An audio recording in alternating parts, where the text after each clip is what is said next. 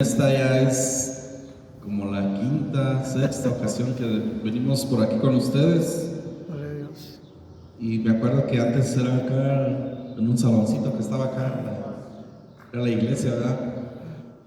¿Qué pasó con ese lugar? Ya se cerró. Ahí está, ahí está. Ahí está todavía, sigue siendo parte de la iglesia. Sí. Sí. Me da mucho gusto, hermanos, y yo quiero hablarles no solo de mí, sino también de otros tres hombres que también tuvieron fe. Y yo quiero que me acompañen a la carta de Santiago, donde habla de la fe, que la fe sin obras es muerta. Santiago 2. Y vamos a leer solamente unos versos como manera de saludo aquí para saludar a la iglesia, al pastor David, su esposa, y quisiera que meditara un poquito en esto que le voy a decir acerca de la fe, acerca de lo que Dios ha hecho cuando nosotros nos alcanzó, cuando Dios nos ha alcanzado. Si quiere, quítelo de aquí. Está bien. Dice que no me alcanzan a ver. Gloria a Dios. Entonces, ya están ahí en Santiago 2, mis hermanos. Santiago 2. Vamos a leer el verso 14, 15, 16 y 17. Quisiera que me acompañara usted con su vista. Si no trae su Biblia, escúcheme lo que le voy a decir.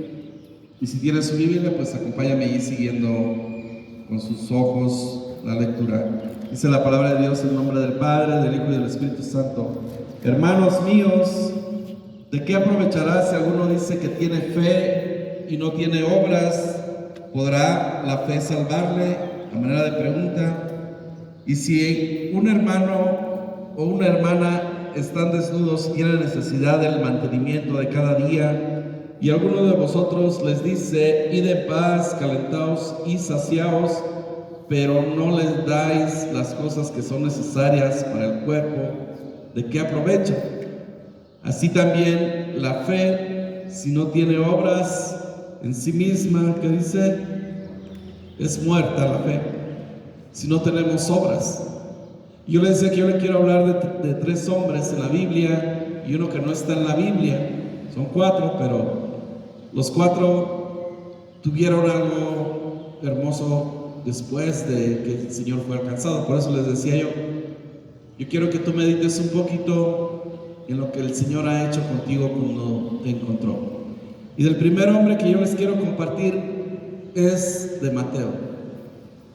¿Quién era Mateo? ¿Quién se acuerda quién era Mateo?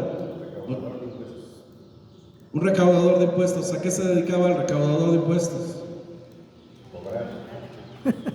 A cobrar. ¿Qué cobraba? Los impuestos, ¿verdad? Un cobrador de impuestos pues cobra impuestos. Y la gente no lo veía muy bien a Mateo. ¿Por qué no lo veía muy bien a Mateo? Porque era un cobrador. Y a lo mejor cuando menos quería que Mateo se apareciera, cuando llegaba, ¿sabes qué? Vengo a cobrar. Porque así resulta, ¿verdad? Que a veces cuando nosotros estamos bien y tenemos algunas deudas, llega el cobrador cuando menos dinero tiene uno y toca la puerta y viene a decir: pues ya vengo por el abono, ya vengo por lo que me debes. ¿Y cómo se siente uno? Agobiado, con depresión o con cosas, ¿verdad? Que si uno hace sentir cuando nosotros queremos tener paz y no la podemos tener porque esas cosas nos oprimen. Y el pueblo de Israel así estaba. Le oprimían a través de los impuestos. Cada rato venían los publicanos al pueblo de Israel y cobraban sus impuestos. Pero un día Jesús se acercó a Mateo.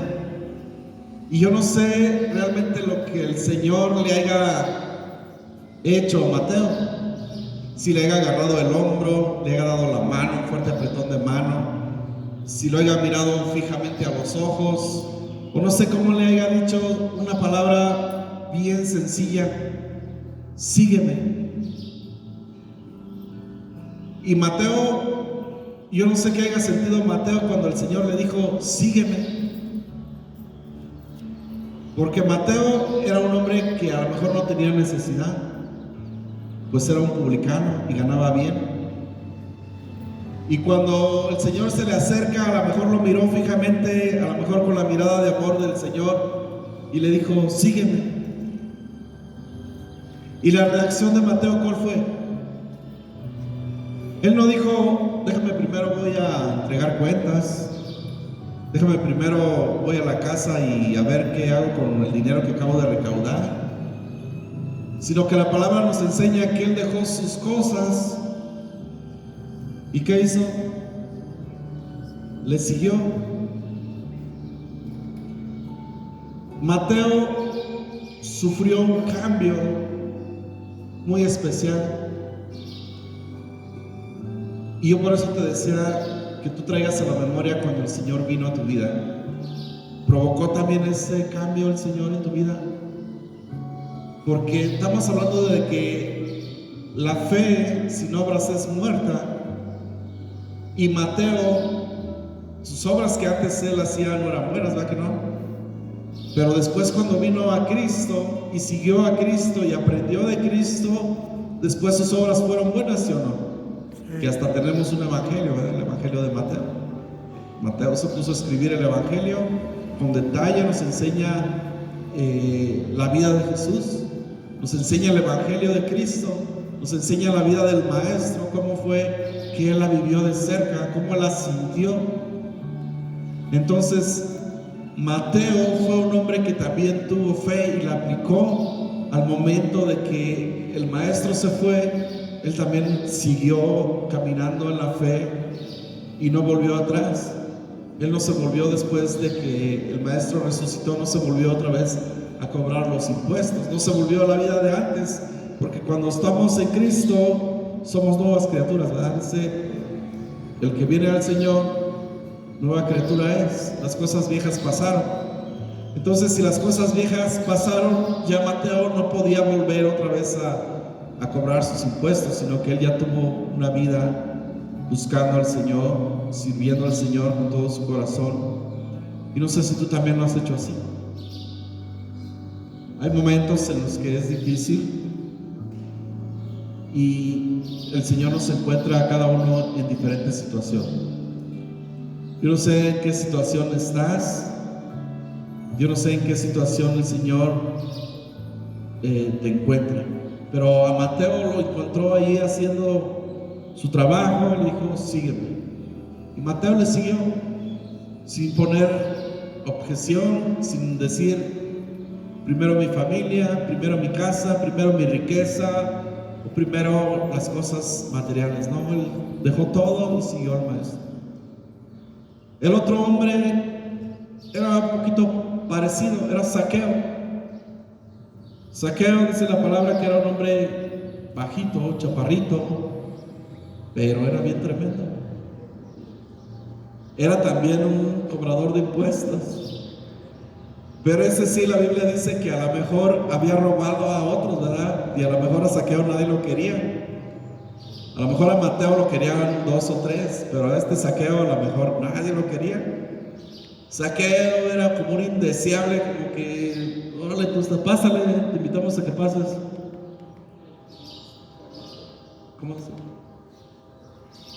No sé quién, a ver si alguien puede pasar ahí conmigo. Cuando el Señor llama a Zaqueo, Zaqueo andaba buscando cómo verlo y se sube a un árbol sicomoro, y el Señor va pasando entre la multitud y lo mira que está ahí arriba y le dice: Zaqueo, bájate, porque es necesario que vaya a tu casa y pose ahí y cenemos ahí. Entonces, al llegar a la casa de Zaqueo, el Espíritu Santo llega a la vida de Zaqueo y le cambia también la vida. El Señor solamente tuvo que entrar a la casa de Zaqueo, estar con él platicando un momento. ¿Y cuál fue la reacción de Zaqueo después? ¿Qué dijo Zaqueo? Cuando él se arrepiente, dice que él dará la mitad de sus bienes para darlo a los pobres.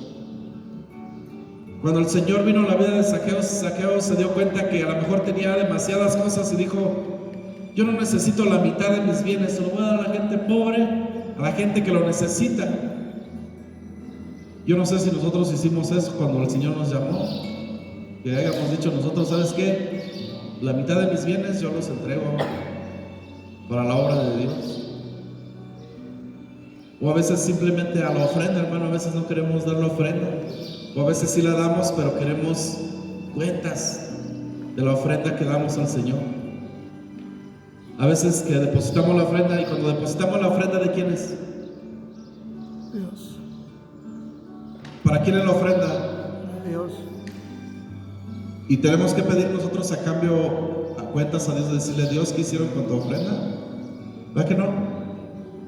Nosotros tenemos que traer la ofrenda y los líderes tienen que administrarla para la obra de Dios como el Señor les haga entender. Una vez que nosotros ponemos la ofrenda, es nuestra ofrenda a Dios y hasta ahí. Nosotros no tenemos que andar pidiendo cuentas de qué es lo que se hace con la ofrenda, porque nosotros la dimos de todo corazón a nuestro Dios. Zaqueo, él quiso dar la mitad de sus bienes, pero también dijo otra cosa: si yo he defraudado a alguien, se lo voy a devolver. ¿Cuántas veces dijo? Cuadruplicado. 4 veces, cuadruplicado. 4 veces si alguien le hizo mal. Si algún recaudador, como era él le robó 10 monedas de oro, ¿cuántas tenía que devolverle? 40 monedas de oro.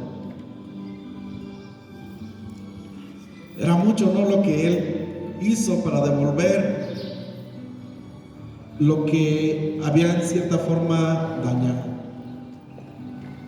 ¿Tú qué le darías al Señor si el Señor transforma tu vida y te dice: yo estoy llamándote, yo estoy diciendo sígueme, yo estoy diciendo yo quiero entrar a tu casa, yo quiero cambiarte? ¿Lo dejarías hacerlo o lo dejaste hacerlo en tu vida? Sí, por eso estás aquí, ¿verdad?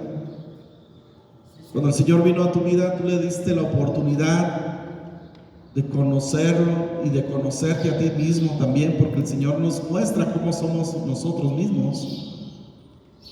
Y qué bueno es que el Señor ha hecho esos cambios.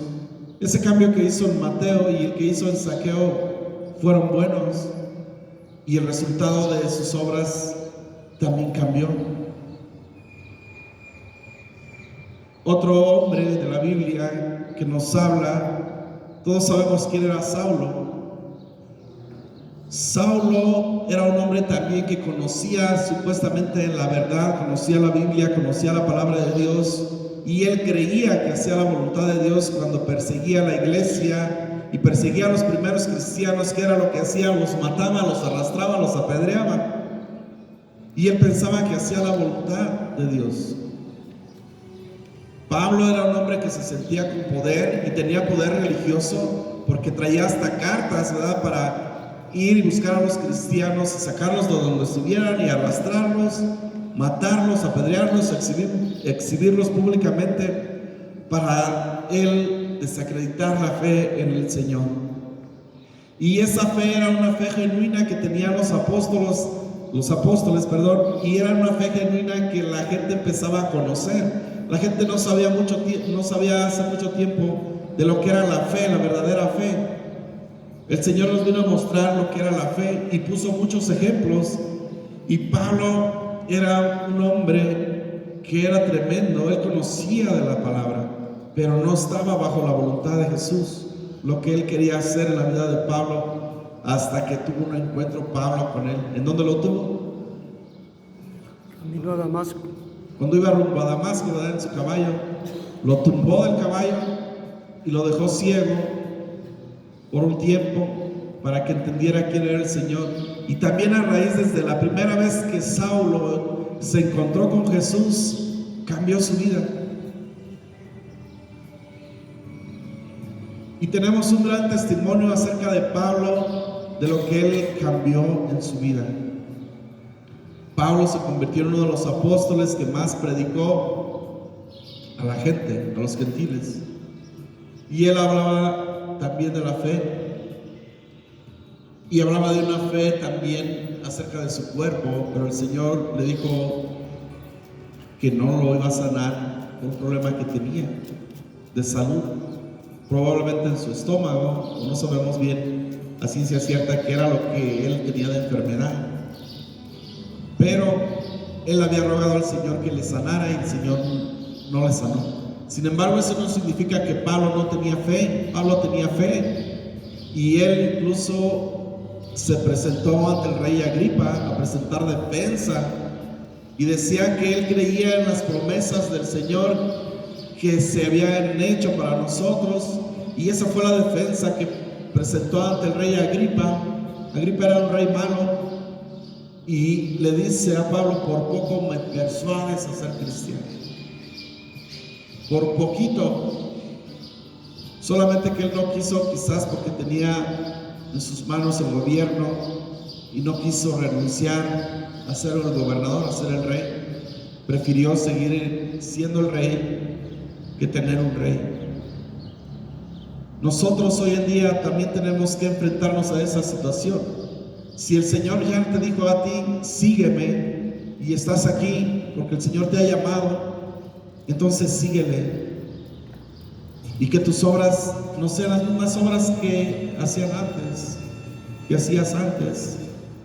¿Cómo se llama usted? Yo creo que es la primera vez que lo veo por aquí. ¿No? Jorge. ¿Quién era Jorge antes de venir a Cristo? ¿Era tremendo o era bien portado, Jorge? De niños sí era bien portado. Sí. Sí. Jorge, esos Jorgitos dicen que son tremendos. Ya regresamos a casa. Qué bueno. Pero ¿quién era Jorge? Solo el Señor lo sabe quién era Jorge. Pero también sabe quién es Noé. Y sabe quién era Noé. Noé, hermanos, soy yo. Yo viví de joven también en malos caminos. Yo estuve cerca de los 11 años, a los 17 años, viviendo perdidamente. Primeramente, yo conocí al Señor en un encuentro que tuve con Él más tarde. Ya había escuchado yo del Señor, pero no me había entregado yo al Señor. Mi papá se había ido a Estados Unidos. Él estuvo allá y radicado, no sé si ya más de la mitad de su vida o más de la mitad de su vida en Estados Unidos y otra parte aquí.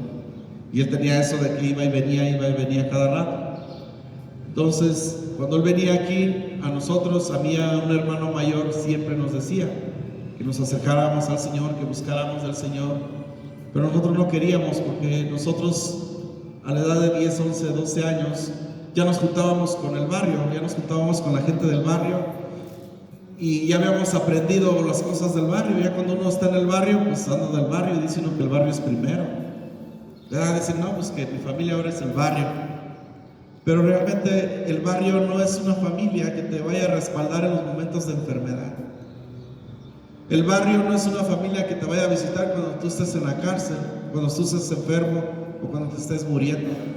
El barrio solamente se te va a acercar cuando tú traigas droga, cuando tú traigas quizás dinero para que les invites las caguamas o para que les invites todo tipo de vicios. Pero el barrio nunca te va a llevar a Dios. Cuando Él nos hablaba de la palabra de Dios, nosotros no le hacíamos caso. Él apenas quería fundar una iglesia y nosotros nos salíamos de la iglesia. Cuando empezaba la oración, nosotros nos íbamos. Y al ratito ya le llamaban que ya nos había agarrado la policía por allá echando drogas o peleando con algunas otras personas por ahí de embriagato. Y eso era lo que hacíamos nosotros. Jóvenes de 10, quizás a 25 años, nos dedicábamos a sentarnos un ratito por ahí a drogarnos debajo de los árboles. Y después nos íbamos a ver qué maldades hacíamos todos juntos en bola. a ver si agarrábamos algo por ahí, decía uno, mal parqueado, agarrarlo, llevámonos, venderlo por allá muy barato, quizás 50, 100 pesos, quizás por un estéreo, por una bicicleta, que a veces se nos pegaba y se iba con nosotros. Y llegaba uno a esa condición de estar drogado, y yo muchas veces ni siquiera sabía quién era, porque yo inhalaba el tiner, inhalaba el resistol, fumaba marihuana, tomaba tequila, y todo al mismo tiempo. No crees que un día una cosa y otro día otra, no, en una media hora yo traía ya mi bolsa bien seca de resistol, y cuando se secaba le echábamos la estopa con tiner adentro para que se aflojara otra vez el resistol, y estando echando tequila. Y eso era la vida de nosotros. Cerca de 20, 30 jóvenes, que muchos ya están muertos, otros están en la cárcel, a otros los mataron. Vienen a mi mente a veces todos ellos que no conocieron al Señor. Algunos sí, porque a mucha gente se le ha hablado de Cristo y no ha querido, siguen en lo mismo. A mí me hablaban y no entendía. Mi papá siempre nos decía, como le decía, que el Señor un día iba a hacer algo en nosotros si nosotros no obedecíamos. Y yo no quería entender. Yo pensaba que mis amigos eran lo máximo y que ellos siempre me iban a comprender. Y cuando yo estaba un día en la mañana debajo de un tráiler levantándolo para ponerle la llanta de adelante, yo nunca me imaginaba que ese día mi vida iba a cambiar. Yo empecé a levantar ese tráiler y miré que se sumió porque era tierra. Quise brincar a salirme debajo del tráiler, pero ya no alcancé. El tráiler cayó sobre mi espalda, cayó aquí en mi espalda. Primero me pegó en la cabeza y se resbaló, apretándome la columna vertebral y expulsando uno de mis huesos, cortando la médula completamente. Por eso es que yo no puedo caminar, porque un tráiler me cayó encima, me quebró la columna vertebral y cambió mi vida. En ese instante yo sabía que ya no iba a volver a caminar. No sé por qué yo lo sentía así, y yo no sabía realmente todavía la magnitud de lo que había pasado. Pero cuando el tráiler cayó sobre mi espalda, yo miré todo negro, como cuando te levantas así de repente te da un mareo negro. No sé si les ha pasado de repente que te da un mareo negro y miras todo oscuro. Como que así sentí un mareo negro y miraba yo la oscuridad,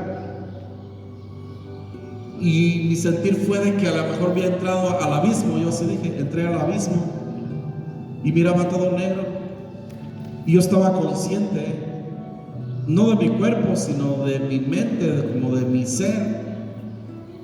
Y yo lo que dije en mi interior fue que el Señor me perdonara, porque yo sabía que estaba mal. Yo sabía que había obrado mal en todo lo que fue mi juventud.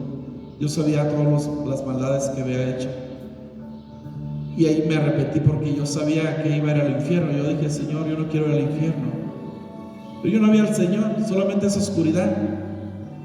Y yo le dije al Señor que me diera una segunda oportunidad de vivir y corregir mi camino.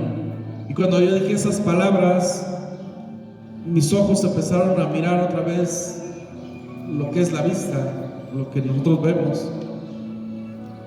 Y miré a mi alrededor y sabía que todavía tenía el tráiler en mi espalda. Yo no sé cuánto tiempo pasó en ese tiempo que les digo que duré en oscuridad. No sé cuánto tiempo pasó, pero un tío que estaba allí corrió por otro gato pues como de que era ya, a buscar otro gato y salir corriendo y meterlo a buscar de dónde levantarlo. Y andaba tan asustado que no sabía ni dónde ponerlo para levantarlo. Y yo, agonizando, le dije que lo pusiera de un lado donde estaba yo. Estaba la defensa y tenía la altura precisamente para que el gato pudiera entrar allí y levantar. Y ahí lo puso, lo levantó y me sacó. Pero cuando él me sacó, yo ya no pude, ya mis fuerzas se habían ido. Yo no tenía fuerzas. Mis fuerzas me habían abandonado completamente. Yo no tenía fuerzas en mis manos. Y lo único que sentía era yo un dolor como de fuego, que me quemaba toda la espalda, pero toda la espalda, como si me hubieran prendido lumbre y yo estuviera quemándome, y no dejaba de gritar ni llorar porque me dolía bastante la espalda. Un dolor de columna vertebral que te lastima la médula, duele bastante, no se quita con nada. Hasta la fecha, en mayo, el 12 de mayo, son 27 años de que yo estoy en la silla de ruedas, y desde esos 27 años todavía me sigue doliendo el trancazo. No me ha dejado día y noche, sigue día y noche. Un dolor que me persigue aquí en las costillas y otro que de repente aparece acá en la espalda. Ese sí me deja quieto y engarrotada cuando viene. Y los otros he lidiado con ellos, he sufrido con ellos y he aprendido a sobrellevarlos, ¿verdad? Y el Señor me ha dado la fortaleza para hacerlo, porque muchas veces yo le he dicho al Señor: quítame aunque sea el dolor, no le hace que yo no camine, pero que no tenga dolor. Sin embargo, no ha pasado. Y cada vez que el dolor viene a mi vida, yo siempre le digo: pues, ¿qué estoy haciendo mal otra vez, Señor? Que parece que me porto mal y le arrasa el dolor, pero no es así. El dolor siempre está ahí para mostrarme que el Señor sigue presente en mi vida. Y a veces el dolor viene a tu vida para hacerte recordar que tienes que pensar en el Señor, y que tienes que clamarle a Él, y que tienes que buscarlo a Él. Yo quizás no tengo la fe que tuvo Mateo, ni la que tuvo a lo mejor Zaqueo, ni la que tuvo Pablo. Yo quizás tengo una fe más chiquita, pero también mis obras empezaron a cambiar. Yo de robar y golpear y casi matar, ahora ya no hago eso. Ahora yo tengo la dicha de trabajar para el gobierno en un programa que se llama Inclusión a la Vida. Y ese programa de inclusión a la vida trata de dar atención a todas las personas que tienen una discapacidad, llámese intelectual, visual, auditiva o psicosocial, intelectual. ¿Qué es cada uno? Les voy a hablar un poquito de cada una. La motriz es todo lo que tiene que ver con embolias, amputaciones por la diabetes, como yo que tuvimos una lesión medular, fracturas, todo lo que tiene que ver con la movilidad. Lo visual, pues la vista, ¿verdad? La ceguera. Yo he enseñado a personas ciegas a hacer bolsas del mandado. Ahorita no traemos una, pero hacemos bolsas nosotros allí para ayudarnos entre nosotros y venderlas. Ahora yo me traje algunas para venderlas, pero eso es para ayudar a los ciegos y a las personas con discapacidad. Nosotros tenemos un tallercito donde las sillas también les ponemos celule a las sillas, y es gente ciega, y es gente sorda, y es gente que está en silla de ruedas. Lo hacemos porque a veces no tenemos otras oportunidades de trabajo. Lo hacemos nosotros para ayudarnos un poquito con los gastos que tenemos. La sordera también, pues, es un problema auditivo. Ya no le usamos el término sordomudo, porque realmente los mudos somos nosotros. No podemos hablar con ellos a señas, ellos pueden hablar a señas, y no debemos decirles mudos, porque no están mudos, simplemente nosotros no sabemos su lengua. Hay una lengua oficial mexicana que todos deberíamos de saber, para cuando vamos a hablar con un sordo y decirle que Dios le ama. ¿Usted puede hablar con un sordo? Como que no nos veo muy convencidos de querer hablar con los sordos. No, hombre, los sordos tienen unas discusiones y unas pláticas que les diré que son bien acaloradas. Los sordos son bien celosos de su fe y de sus creencias. Si yo le digo que este es morado y él sabe que es blanco, aquí nos vamos a echar un round porque él va a decir que es blanco y no lo voy a convencer. Aunque a lo mejor pudiera yo tener razón de que es morado, pero él no lo va a entender. Va a decir: no, a mí me dijeron que es blanco y es blanco y es blanco, y no me importa nada, lo que me digas es blanco. Ellos tienen esa forma de ser, son muy necios y muy tercos en lo que ellos les han enseñado, porque se lo han aprendido. Pero cuando uno les empieza a hablar del Señor, sí aceptan también quién es Dios, porque en su interior saben que hay algo más que lo que ellos pueden percibir con su vista. Y en las que sí es más complicado es en las intelectuales. Es así, ni cómo a veces ayudan. Eso se siente uno muy frustrado a la hora de que quisiera uno ayudar y no sabe uno cómo. Las discapacidades intelectuales son las más difíciles de sobrellevar, sobre todo niños que tienen autismo, niños que tienen parálisis cerebral, uno no sabe qué hacer. Pero con los familiares sí les puede decir uno que Dios les ama y que Dios les puede ayudar en el problema que están pasando para que puedan salir adelante. Y uno les muestra el camino a Dios. Y a veces aún con el problema que tienen no quieren hacerlo, no quieren recibir al Señor, prefieren estar navegando en sus situaciones y ellos basan su fe a veces en los ídolos y dicen, no, es que yo estoy haciendo una manda a fulano de tal y yo estoy haciéndole una manda o estoy haciendo esto para que la virgencita o así me sane o lo sane. Pero el único que tiene poder de sanar es Jesús. Amén. Él es el único que tiene el poder de sanar y de salvar también. Yo estaba perdido cuando Él me encontró.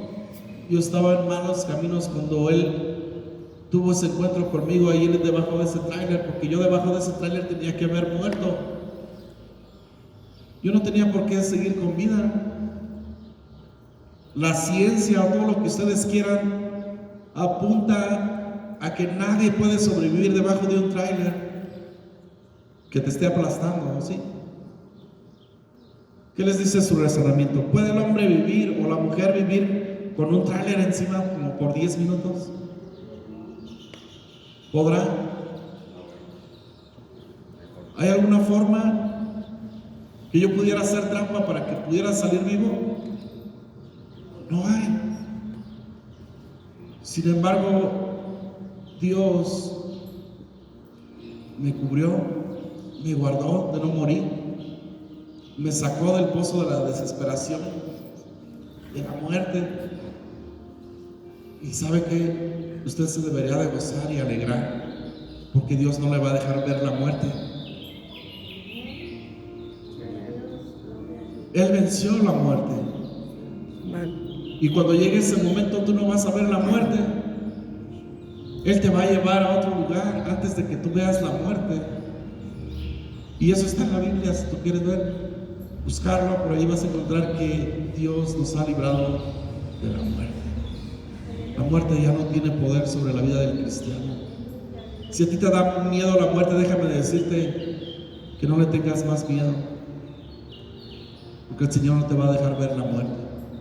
Si tú dices, yo ya la ando viendo por allá, pues no le hace que ya la andes viendo, pero ya no te va a hacer nada, porque el Señor ya la venció con su sangre poderosa en la cruz del Calvario.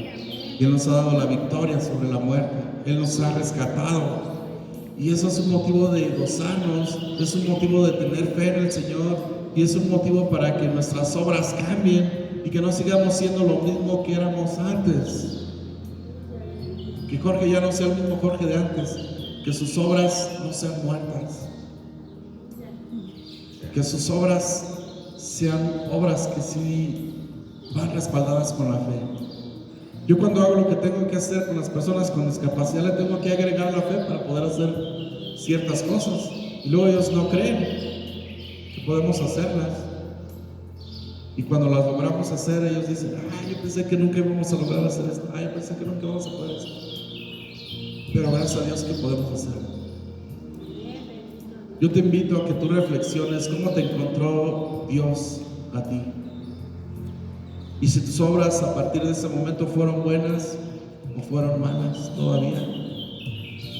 Pero si tus obras han venido a ser buenas, busca que todavía sean mejores. Haz que tu vida sea una vida que valió la pena vivirla. Que no sea solamente que pasó y ¿quién fue el pastor David? No sé quién sería el pastor David, y yo ni lo conocí. ¿Fue qué? Fue ateo, gracias a Dios. Pero que se vea que el pastor David hizo obras después de que el Señor lo alcanzó. Amén. Quiero leer una escritura más y vamos a dejar este lugar. En la primera carta de Juan, en el capítulo 5,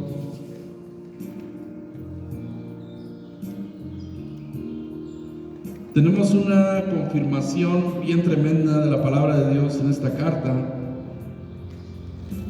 Vamos a leer 5 versículos del capítulo 5. Dice: todo aquel que cree que Jesús es el Cristo es nacido de Dios, y todo aquel que ama al que engendró, ama también al que ha sido engendrado por él.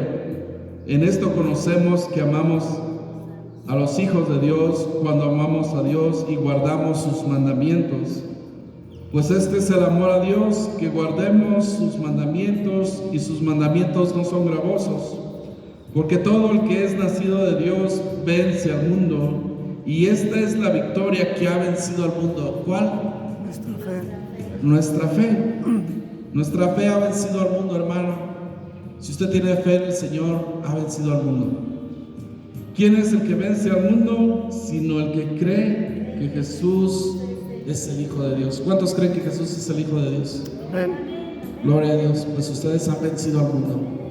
Amén. Créanlo y vívanlo, porque muchas veces no se vive. Sí lo creemos, pero no lo vivimos. No vivimos como vencedores, a veces vivimos como perdedores. Y es mejor vivir en victoria, porque el Señor nos lo ha dado. Dios les bendiga. Amén.